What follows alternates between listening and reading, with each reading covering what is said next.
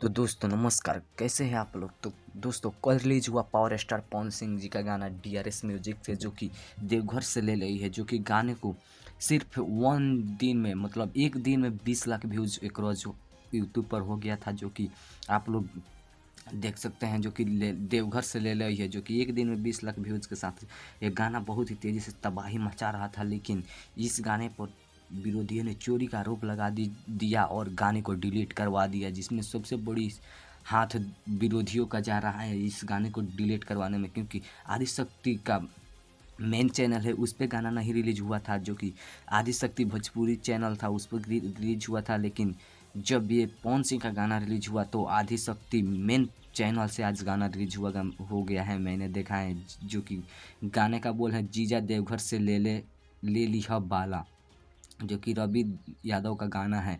तो दोस्तों पवन सिंह का गाना आना चाहिए नहीं, कमेंट में ज़रूर बताइएगा, और किसने चोरी किया है ये भी कमेंट में ज़रूर बता दीजिएगा, क्योंकि पावर स्टार पवन सिंह है, झुकेंगे नहीं, क्योंकि पवन सिंह जरूर गाना लाएंगे और तबाही फिर से मचाएंगे। तो दोस्तों फैंस लोग पवन सिंह के तैयार रहिए, फिर से गाना आएगा ही, ज़रूर आएगा, क्योंकि वो पावर स्टार पवन सिंह का गाना है, कोई भी बंद नहीं करवा सकता। क्योंकि इसमें अब टीम की गलती है या म्यूजिक कंपनी की या राइटर गौतम राय ये उर्फ काला नाग की। तो आप लोग देखिए गाना कब तक आता है, तब तक चैनल को सब्सक्राइब करके वीडियो को लाइक कर दीजिए और बने रहिए, सब न्यूज़ में देते रहूँगा।